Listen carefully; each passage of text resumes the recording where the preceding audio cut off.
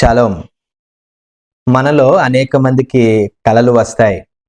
కొన్ని మంచి కలలు వస్తాయి, కొన్ని చెడ్డ కలలు వస్తాయి, కొన్ని భయమేసేలాగా ఉంటాయి, కొన్ని పాతవి జ్ఞాపకం చేస్తాయి, కొన్ని మనకి ఇష్టంగా ఉంటాయి, కొన్ని మనకి అయిష్టంగా ఉంటాయి, కొన్ని మన భవిష్యత్తుని తెలియచేస్తాయి, కొన్ని పిచ్చి పిచ్చి కలలు వస్తాయి, కొన్ని కలలు జీవితకాలం గుర్తుండిపోతాయి, ఇంకొన్ని కలలు ఉదయం లెగిసేసరికి మర్చిపోయేలాగా చేస్తాయి, కొన్ని కలలు మన జీవిత గమ్యాన్ని మార్చేస్తాయి. బైబిల్ గ్రంథంలో కలలకి, దర్శనాలకి చాలా ప్రాముఖ్యత ఇవ్వబడింది. బైబిల్ గ్రంథంలో ప్రతి కలకి చాలా ఉద్దేశాలు ఉన్నాయి. చాలా భవిష్యత్తుని నిర్ణయించి, వారి భవిష్యత్తులో జరగబోయేవి దేవుడు ముందుగానే చూపించి, వారికి కొన్ని దిశానిర్దేశం కలిగించేలాగా ఉన్నాయి. మరి బైబిల్ గ్రంథంలో ఉన్న కలలకి ఈరోజు మనము రాత్రికాల సమయంలో కావచ్చు, పగలు కావచ్చు వచ్చేటువంటి కలలకి మరి చాలా వ్యత్యాసం ఉన్నది. బైబిల్ గ్రంథంలో అనేకమైన కలలు ఉన్నాయి. బైబిల్ గ్రంథంలో ఉన్న కళలు అన్నీ కూడా ఒకసారి మనం గమనిస్తే ప్రతి కళ అనగా స్వప్నము మరి పురుషుడికి వచ్చినదే. నాకు తెలిసి బైబిల్ గ్రంథంలో ఒకే ఒక్క స్త్రీ కళ కనింది. ఆ స్త్రీ గురించి ఈ సాయంకాల సమయము ఈ యొక్క Bible study, women's Bible study కార్యక్రమంలో మనము క్లుప్తంగా ధ్యానము చేద్దాము. ఈ కళ నూతన నిబంధనలో లేదా బైబిల్లో లాస్ట్ రికార్డెడ్ కళ. ఈ కళ గురించి ఎక్కడ వ్రాయబడి ఉన్నదంటే మత్తయి సువార్త 27వ అధ్యాయము 19వ వచనంలో వ్రాయబడి ఉన్నది. దయచేసి మీ బైబిల్ గ్రంథాలని తీసి ఈ రిఫరెన్స్ని చూడాలని కోరుతున్నాను. అతడు న్యాయపీఠము మీద కూర్చుండి ఉన్నప్పుడు అతని భార్య, నీవు ఆ నీతిమంతుని జోలికి పోవద్దు, ఈ ప్రొద్దు ఆయనను గూర్చి నేను కలలో మిక్కిలి బాధపడుతునని అతని యొద్దకు వర్తమానము పంపెను.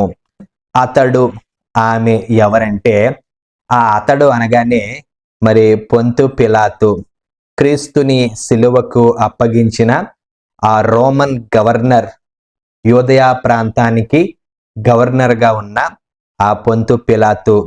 ఆమె ఎవరంటే మరి పొంతు పిలాతు భార్య. ఆ భార్య పేరే క్లౌదియా.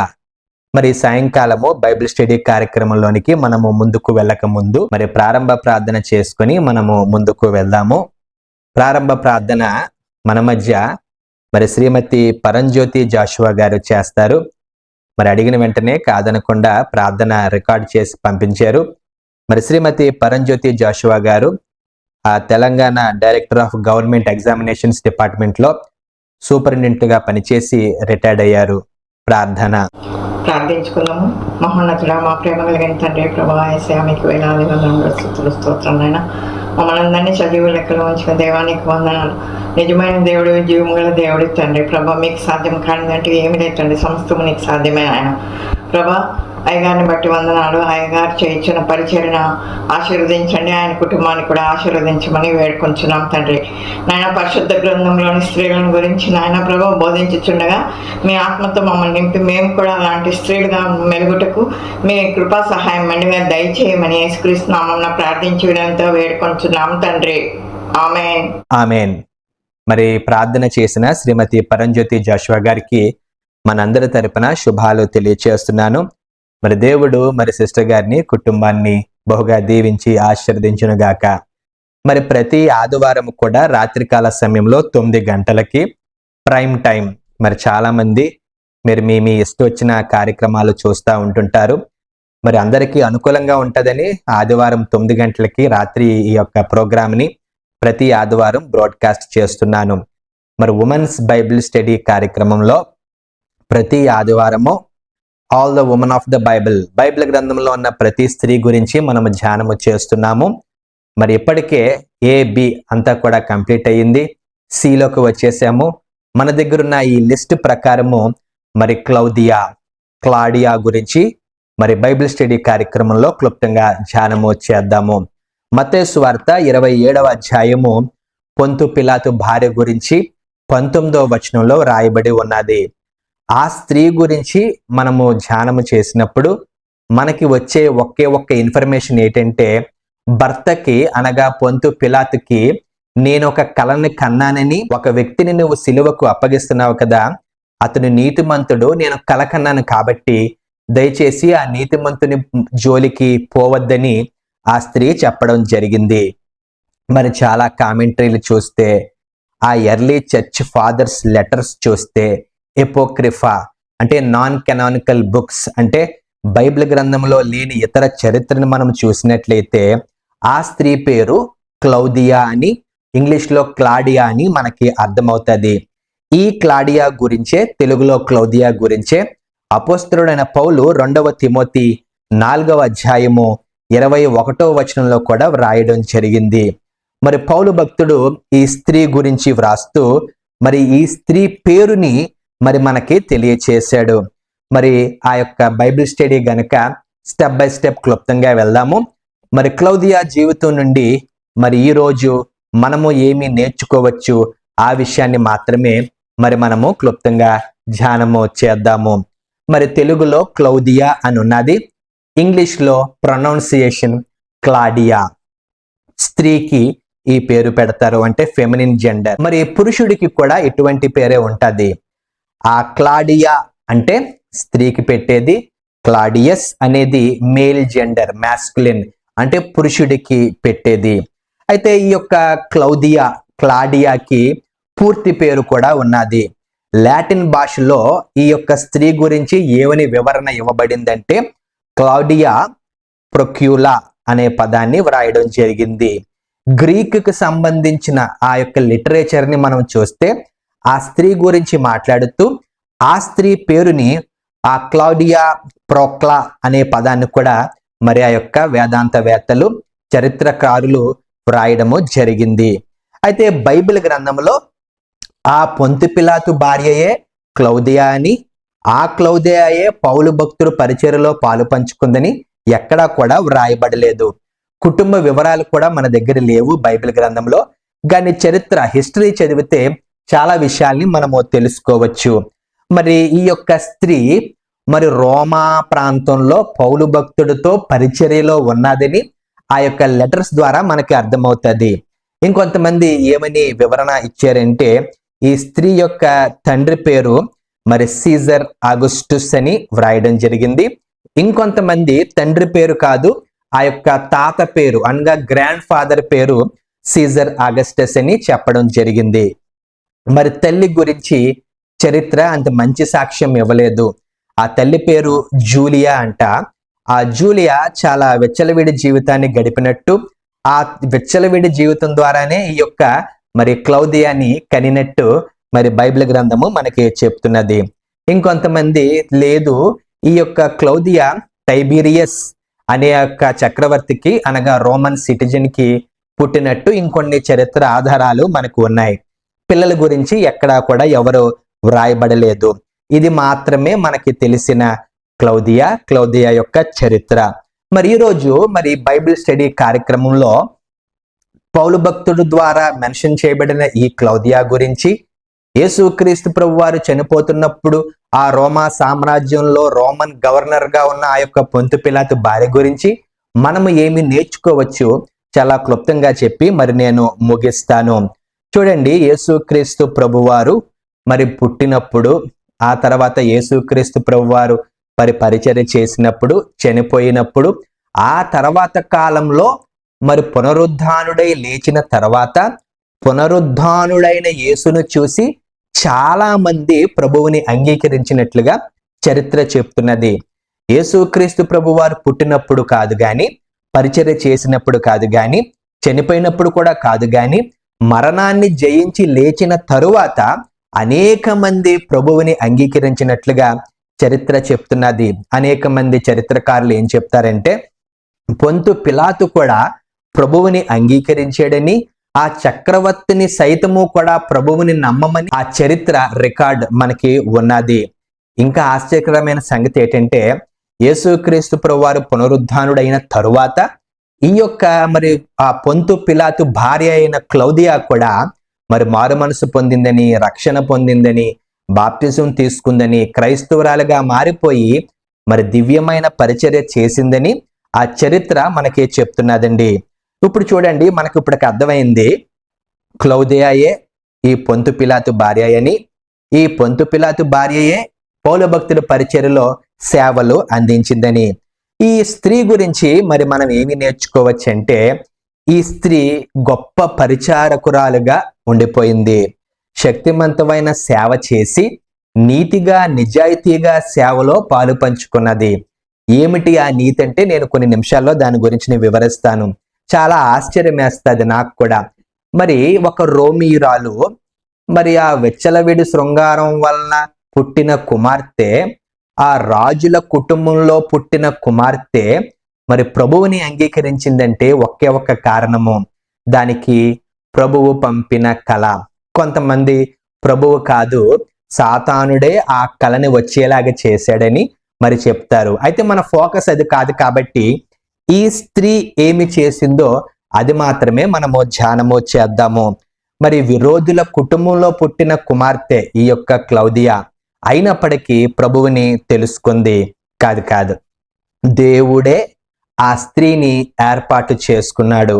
మన పుట్టుక మనల్ని డిఫైన్ చేయదు, మన ఎదుగుదల పెరుగుదల మనల్ని డిఫైన్ చేయదు, మన స్టేటస్ మనల్ని డిఫైన్ చేయదు. కానీ ప్రభువు చిత్తం ఉంటే ఎవరినైనా ఎన్నుకుంటాడు, ఎవరినైనా వాడుకుంటాడనే దానికి ఈ క్లౌదియా భక్తురాలు యొక్క జీవిత సాక్ష్యం ద్వారా మనము అర్థం చేసుకోవచ్చు. ఇంతకీ క్లౌదియా ఏమి చేసింది, ఎటువంటి సాక్ష్యం కలిగి ఉంది? ఈరోజు మనం అందరం కూడా స్త్రీలుగా ఏమి నేర్చుకోవచ్చు ఆ విషయాన్ని ఒకే ఒక్క పాయింట్లో చెప్పి ముగించడానికి నేను ప్రయత్నం చేస్తాను. క్లౌదియా స్థిరమైన విశ్వాసురాలు. భర్త ఉన్నప్పుడు అదే విశ్వాసము కనపరిచింది, ఆ తర్వాత కాలంలో భర్త లేనప్పుడు కూడా అదే విశ్వాసాన్ని కనపరిచింది. అంటే మనకి పొంతు పిలాతు చనిపోయాడని తెలుసు కానీ ఎప్పుడు చనిపోయాడో మనకు తెలియదు. ఏదేవైనప్పటికీ భర్త ఉన్నప్పుడు భర్త లేనప్పుడు ఎటువంటి పరిస్థితుల్లో ఉన్నప్పటికైనా ఈ స్త్రీ స్థిరమైన విశ్వాసాన్ని కనపరిచింది. మనం ఒక్కొక్కసారి అన్నీ పొందుకున్న తర్వాత తెప్ప తగలేస్తాము. ఒక్కొక్కసారి మరి ఏమీ జరగకపోతే కొంచెం మొహం మార్చుకొని కూర్చుంటాము. అన్నీ జరిగితే మొహము మరి 100 వాట్ క్యాండిల్ లాగా వెలిగిపోతూ ఉంటుంటది. ఈ భావాలన్నీ మనుషుల జీవితంలో ఉంటాయి.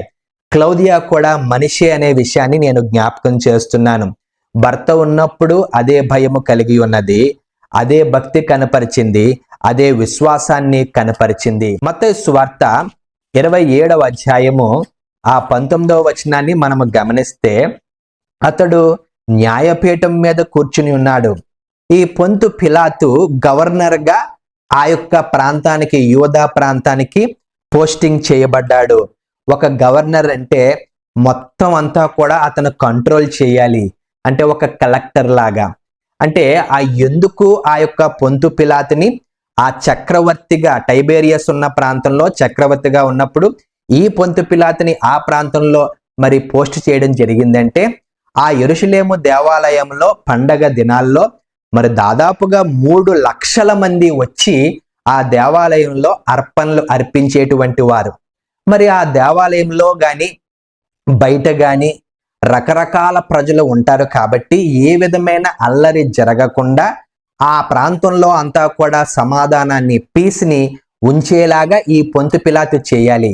దాన్ని మనం పాక్స్ రొమానా అని కూడా వేదాంత పరంగా అనవచ్చు.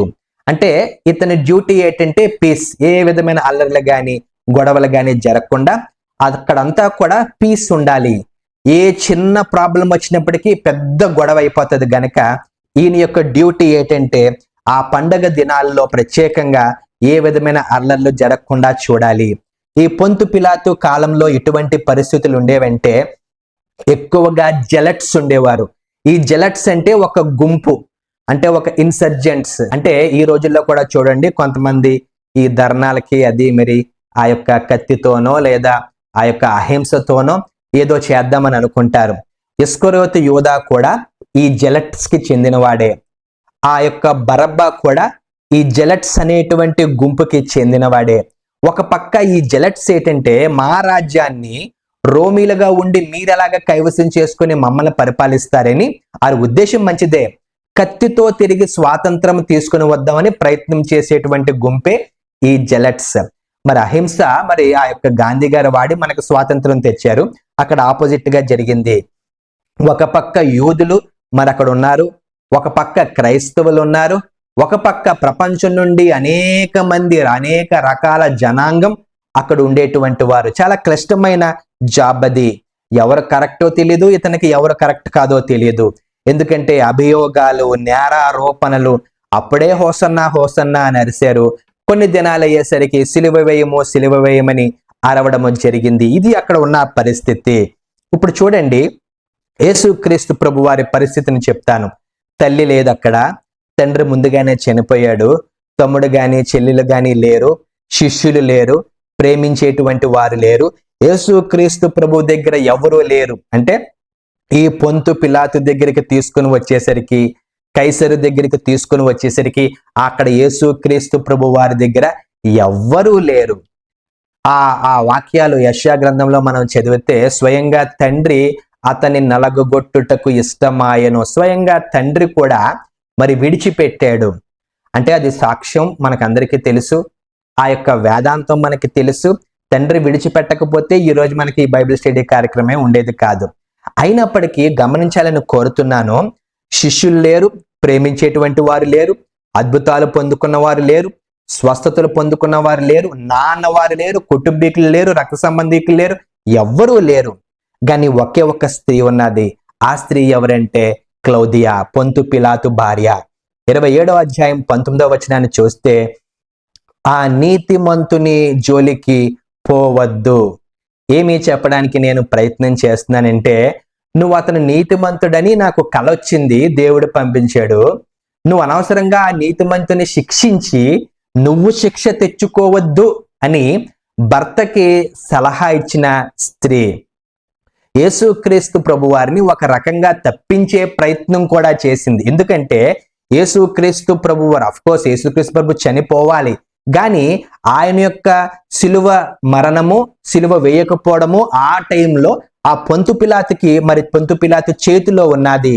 భర్తని కాపాడుకునే ప్రయత్నం చేసింది, నిరపరాధిని కాపాడే ప్రయత్నం కూడా చేసింది. నీతిగా ఉన్నది, నిజాయితీగా ఉన్నది, న్యాయం పక్షాన నిలవబడింది, ధర్మం పక్షాన నిలవబడింది. కల కనిన వెంటనే తెలియచేసింది. కళని చాలా సీరియస్ గా తీసుకుని ఉన్నది. మనం ఏమి అర్థం చేసుకోవాలంటే ప్రియులారా, ఆల్వేస్ దేవుడు, ఆల్వేస్ భర్త. ఇది నేను చాలాసార్లు చాలా కుటుంబాల్లో నేను చూడట్లేదు. దేవుడి కన్నా ఎక్కువగా మనం ఇతరులను ఒక్కొక్కసారి ప్రేమిస్తూ ఉంటుంటాం. అది ఉద్యోగం కావచ్చు, వ్యాపారం కావచ్చు, వ్యక్తులు కావచ్చు. ఇంకొన్నిసార్లు అందరినీ ప్రేమిస్తాం కానీ ఇంట్లో ఉన్న భర్తని ప్రేమించాం, అందరినీ ప్రేమిస్తాం కానీ ఇంట్లో ఉన్న భార్యని ప్రేమించాం. ఇక్కడ ఏమి ఈ యొక్క స్త్రీ మనకి ఒక సాక్ష్యాన్ని, ఒక మాదిరిని మనకు చూపిస్తున్నదంటే, భర్తని కాపాడుకునే ప్రయత్నం చేసింది. Always always always. స్త్రీలారా, మరి యవనస్తులారా, దయచేసి వివాహమైన మరి కుమార్తెలారా, మరి భర్తకి ప్రాధాన్యత ఇవ్వాలని ఈ సాయంకాల సమయంలో మీకు మరొకసారి నేను తెలియచేస్తున్నాను. ఆ తర్వాత మరి డాడీ, మమ్మీ.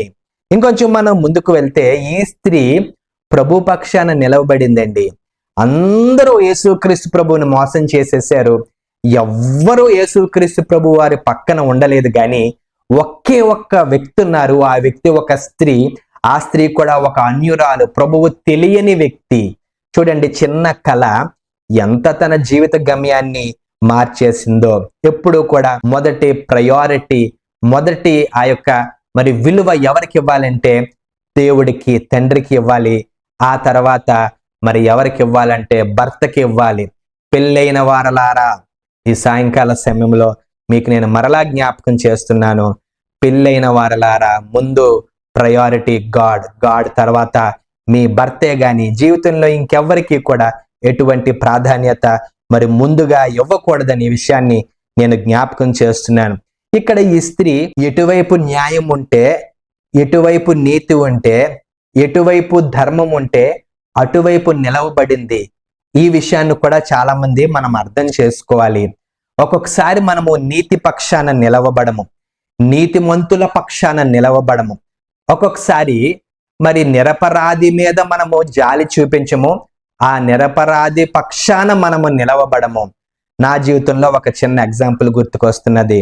మరి నా జీవితంలో జరిగిన ఒక సంఘటనలో నేను మరి నిరపరాధిగా ఉన్నప్పటికీ నా పక్షాన ఎవ్వరూ నిలవబడలేదు, ఒక్కళ్ళు కూడా నిలవబడలేదు. నా దగ్గర డబ్బులు తీసుకున్న వాళ్ళు, నా దగ్గర లెటర్లు రాయించుకున్నవారు, నాతో పగలనక రాత్రనక అర్ధరాత్రనక మరి అన్నీ పొందుకున్న వారు నేను కష్టాల్లో ఉన్నప్పుడు మరి నా పక్షాన ఎవ్వరూ నిలవబడలేదు. అందరూ కూడా ఒప్రెసర్ సైడ్స్ తీసేసుకున్నారు. అంటే నన్ను ఎవరైతే బాధపరిచారో, గాయపరిచారో, అవమానపరిచారో వారి పక్షాన నిలవబడిపోయారు. ఎందుకంటే నా దగ్గర ఏమీ లేదు కదా. అదేమో ఒకవేళ. చూడండి, రెండవదిగా ఈ స్త్రీ మరి ఈ యొక్క క్లౌదియా పొంతు పిలాతు భార్య ఏం చేసిందంటే అదే నీతిని, అదే భయాన్ని, అదే ఆ యొక్క భక్తిని కనపరిచింది. మనము ఎలాగ తెలుసుకోవచ్చంటే దయచేసి చూడండి. ఈ స్త్రీ యేసుక్రీస్తు ప్రభువారు పునరుద్ధానమైన తర్వాత మారు మనసు పొంది అక్కడతోటి అలాగ ఆగిపోలేదు, కానీ ఆత్మీయంగా పరిపక్వత చెందింది. చూడండి, ఈ రోజు మనకి 20, 30, 40, 50, 60, 70, 80, 90, 100 సంవత్సరాలు ఉన్నాయి. ఎక్కడ వేసిన గొంగలి అక్కడే ఉన్నట్టు అదే ఆత్మీయ స్థితిలో మనం ఉంటాం. కానీ బైబిల్ అలాగే చెప్పట్లేదు. ముందు మనము పాలు తీసుకోవాలి, ఆ తర్వాత అన్నం అని ఉన్నది తెలుగులో, కానీ మాంసం అని బైబిల్ ఇంగ్లీష్ బైబిల్లో ఉన్నది. అంటే స్ట్రాంగ్ ఫుడ్ తీసుకోవాలి. మన ఆత్మీయ జీవితంలో మన తప్పుల్ని సరిదిద్దుకుంటూ ముందుకు వెళ్ళాలి, ఆధ్యాత్మికంగా బలపరచబడాలి. అందుకే కదా ఈ చర్చలు, మీటింగ్లు, యూట్యూబ్లు అని. ఇక్కడ ఈ స్త్రీ ఏం చేసిందంటే ఆత్మీయంగా బలపరచబడింది, విశ్వాసంలో చాలా ఎత్తుకు ఎదిగిపోయింది. 2వ తిమోతి చూడాలని కోరుతున్నాను. 4వ అధ్యాయము 19 నుండి 21 వచనాలు చూస్తే ఆ హెడ్డింగ్ ఇంగ్లీష్ లో చూడండి, ఫైనల్ గ్రీటింగ్స్ అని ఉన్నది. ఏదైనా ఒక పారా సెపరేట్ గా బైబిల్ గ్రంథంలో అంటే మన తెలుగు బైబిల్లో ఉంటే ఆ వచనాలన్నీ కూడా ఒకటే భావాన్ని తెలియచేస్తాయి అని అర్థము. ఇక్కడ చూడండి, కొంతమంది వ్యక్తుల పేర్లు ఉన్నాయి. ఎవరు ఆ పేర్లు అంటే ప్రిస్కిల్లా, అకులా, వాళ్ళిద్దరూ వేరే ప్రాంతంలో ఉండిపోయారు. ఎరస్తు, త్రోఫీము, యూబులు, పూదే, లిను, వీళ్ళందరూ కూడా ఉన్నారు. వారితో పాటు ఇంకొక స్త్రీ ఉన్నది. ఆ స్త్రీ ఎవరంటే క్లాడియా. అంటే ఈ క్లాడియా గురించి మనం ఆలోచన చేస్తే పౌలు భక్తుడు పరిచర్యలో రోమా ప్రాంతంలో, రోమీలకు రాసిన పత్రికను చదువుతాం కదా, ఆ ప్రాంతంలో తినతో పాటు ఉండిపోయింది. ఒక క్రైస్తవ స్త్రీగా ఉండిపోయింది. బాగా గమనించినట్లయితే యూబులు, పూదే, లిను వీళ్ళందరూ ఎవరంటే పురుషులండి, పురుషులు. కానీ ఒకే ఒక్క స్త్రీ ఉన్నది. ఆ యేసుక్రీస్తు ప్రభువారి ఎపిసోడ్ లో ఒకే ఒక్క స్త్రీ ఉన్నది, ఇక్కడ కూడా ఒకే ఒక్క స్త్రీ ఉన్నది. ఆమె ఎవరంటే క్లౌదియా. ఇంతకీ మరి పౌలు భక్తుడి జీవితంలో ఈ క్లౌదియా ఏం చేసింది? చాలా ఇంపార్టెంట్, అదొకటే చెప్పి నేను ముగిస్తాను. 2వ తిమోతి 4వ అధ్యాయం 16వ వచనాన్ని మనం చదివినట్టయితే పౌలు భక్తుడు రాస్తున్నాడు, ఎవడను నా పక్షాన నిలువలేదు, అందరూ నన్ను విడిచిపోయిరి. పౌలు భక్తుడు పరిచర్యలో తనకు కూడా కొన్ని అప్స్ అండ్ డౌన్స్ ఉన్నాయి కదా, అందరూ కూడా పౌలు భక్తుడిని విడిచి వెళ్ళిపోయారు. ఆ యొక్క 10వ వచనాన్ని చూస్తే ఇక్కడ దేమా అనే ఒక వ్యక్తి ఉన్నాడు, బెస్ట్ ఫ్రెండ్ అండి. జైల్లో ఉన్నాడు, సేవలో ఉన్నాడు, ఆ మిషనరీ జర్నీలో ఉన్నాడు, అన్ని వేళల్లో ఉన్నాడు, అన్నింటా ఉన్నాడు. కానీ ఏం జరిగిందంటే ఆ 10వ వచనంలో దేమా ఇహలోకమును స్నేహించి నన్ను విడిచి దెస్సలోనికీకు వెళ్ళిపోయాడు.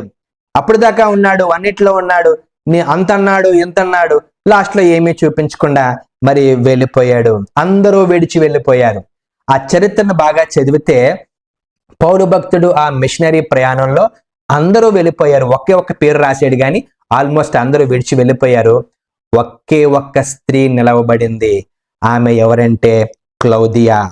పౌలు భక్తుడు ఈ క్లౌదియా గురించి నాతో ఉన్నదనేటువంటి భావంతో ఈ స్త్రీ కూడా ఓ తిమోతి నీకు శుభములు చెప్తుందని ఆ లెటర్ లో రాయడం జరిగింది. చూడండి, ఒక్కొక్కసారి మనము మరి పాస్టర్ గారి మీదే జోక్స్ వేస్తా ఉంటుంటాం. ఒక్కొక్కసారి పాస్టర్ గారిలో తప్పులు పడదామని అనుకునేటువంటి కుటుంబాలు ఉంటాయి. ఎప్పుడు చూసినా పాస్టర్ గారు మంచి చేసినా కామెంటే, పొరపాటు చేసినా కామెంటే, ఏం చేసినా కామెంటే. అటువంటి కుటుంబాలు కూడా మన మధ్య లేకపోలేదు. మరి కొన్ని చర్చిల్లో మరి ఏం జరుగుతూ ఉంటుంటదంటే, ఈ డేకన్ బోర్డ్ కమిటీ పాస్టర్ని 1 నెల ఉంచుతారు, సంవత్సరం ఉంచుతారు, 2 సంవత్సరాలు ఉంచుతారు, ఇష్టం లేకపోతే పంపించేస్తూ ఉంటుంటారు. ఎంత వేదన పడతారో ఆ సేవకులు, ఆ పాస్టర్లు నాకు తెలుసు, నన్ను అడగండి. అటువంటి సమయంలో అంతకాలము ఆత్మీయంగా పొందుకున్నవన్నీ కూడా మర్చిపోయి ఈ యొక్క పెద్దల పక్షాన్ని వెళ్ళిపోతారు వీళ్ళందరూ కూడా. ఎంత బాధాకరమైన సంగతో చూడండి. ఈ స్త్రీ క్లౌదియా ఒకే ఒక్క స్త్రీ, మిగతా వాళ్ళు పురుషులు అయినప్పటికీ ఈ స్త్రీ పౌలు భక్తుడు పరిచర్యలో వెన్నంటే ఉండి తన పరిచర్యలో ముందుకు తీసుకుని వెళ్ళింది. ఒక రకంగా దివ్యమైన సేవల్ని అందించి పౌలు భక్తుడు పరిచర్యని మరి ఏం చేసిందంటే ప్రోత్సహించింది. దయచేసి అమ్మా, నీ సేవకుడిని వదలద్దు, నీ పాస్టర్ని విడిచి వెళ్ళొద్దు, నీ సేవకుడిని విడిచిపోవద్దు, నీ సేవను దయచేసి ఎప్పుడూ మర్చిపోవద్దని ఈ సాయంకాల సమయంలో నేను కోరుతున్నాను. ఎప్పుడు కూడా నీ సేవకుడు పక్షాన ఉండాలి. ఆ తర్వాత ఏవైనా మిగులు సగులుంటే హైదరాబాద్కో ఆ కుమార్ గారికో అప్పారావుకో సుబ్బారావుకో పంపించవచ్చు. తర్వాత అన్ని ముందు మీ సేవకుడు అనే విషయాన్ని నేను జ్ఞాపకం చేస్తున్నాను. అందరూ విడిచి వెళ్ళిపోయారు. పౌలు భక్తుడిని ఒకే ఒక్క స్త్రీ ఉన్నది. ఇదండి స్త్రీల యొక్క శక్తి, ఇదండి స్త్రీల యొక్క భక్తి. ఈ యొక్క భక్తి విశ్వాసాల్ని మనము ఆచరణలోకి పెడితే మనము కూడా ఎన్నో దీవెనలు పొందుకుంటాం. ఒకే ఒక వచనంలో ఎంత రాయబడింది క్లౌదియా గురించి. 2000 సంవత్సరాల తర్వాత తన గురించి ధ్యానం చేస్తున్నామంటే ఎంత ధన్యురాలో కదా. స్థిరమైన భక్తి, ముందు ఒకటే భక్తి, తర్వాత ఒకటే భక్తి. మనము అన్నీ ఉన్నప్పుడు ఒక భక్తి, ఏమీ లేనప్పుడు ఒక భక్తి. వీసా వచ్చిన తర్వాత ఒక భక్తి, వీసా పోయిన తర్వాత ఒక భక్తి. ఆ లాటరీలో H1 వీసా వస్తే ఒక భక్తి, H1 వీసా రాకపోతే ఇంకొక భక్తి. ఇంకా రకరకాల వందల వేలు నేను చెప్పగలను. ఎప్పుడు కూడా ఒకటే విశ్వాసము. ఈ యొక్క స్త్రీని గురించి మనం చూసి నేర్చుకోవచ్చు. క్లౌదియా తన నమ్ముకున్న వారిని విడిచిపెట్టలేదు, భర్తకి సహకరించింది. క్లౌదియా యేసుక్రీస్తు ప్రభు వారికి సహకరించింది. క్లౌదియా పౌలు భక్తుడికి సహకరించింది. ఏదో చిన్న ఉడత సాయం చేసింది. ఆఖరిగా అంతిమంగా బహుమతి పొందుకుంది. ఈ రబ్బైస్ లిటరేచర్ చదివితే నాకు ఆశ్చర్యం వేసింది. చెప్తే మీరు నమ్మరని నేను చెప్పట్లేదు. క్లౌదియా అట ఆకాశానికి పరలోకానికి కొనుపోబడిందట తర్వాత కాలంలో. మనం అలాంటివి నమ్మం కాబట్టి నేను మీకు చెప్పలేదండి. చిన్న ప్రయత్నం చేసింది, గొప్ప బహుమానం పొందుకుంది. గురుకుడు మంచినీళ్ళకి దేవుడు సహాయం చేసే దేవుడమ్మ. మరి మీరు చిన్న ప్రయత్నం చేస్తే సేవకుడికి, సేవకి లేదా మీ భర్తకే గొప్ప బహుమానాన్ని పొందుకుంటారు. దేవుడి పరిశుద్ధ వాక్యమును దీవించినగాక. ప్రార్థన ఆశీర్వాదంతో ఈ సాయంకాలం ఉమెన్స్ బైబిల్ స్టడీ కార్యక్రమాన్ని మరి ముగించుకుందాం. పరిశుద్ధమైన తండ్రి, క్లౌదియా జీవితాన్ని మీరు మాకు చూపించినందుకు నీకు వందనాలు. భర్తకి సహకరించింది, నీ కుమారుడైన యేసుక్రీస్తు ప్రభువుకి సహకరించింది, నీ కుమారుడైన పౌలు భక్తుడికి సహకరించి నేను మరి తండ్రి గొప్ప సేవను చేసి ధన్యురాలని ఈరోజు మేము అనుకునేలాగున తన జీవిత గమ్యాన్ని మార్చేసుకుంది ప్రభువా.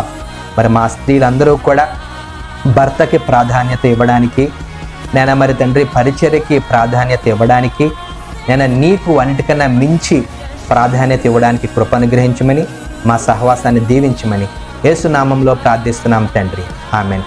తండ్రి ప్రేమ, కుమారుని కృప, పరిశుద్ధాత్మని యొక్క దీవెన, కాపుదల సహవాసము ఇప్పుడు ఎల్లప్పుడూ సదాకాలము తోడుగా ఉండును గాక. ఆమేన్. షాలోమ్. Shalom Aleichem Malachei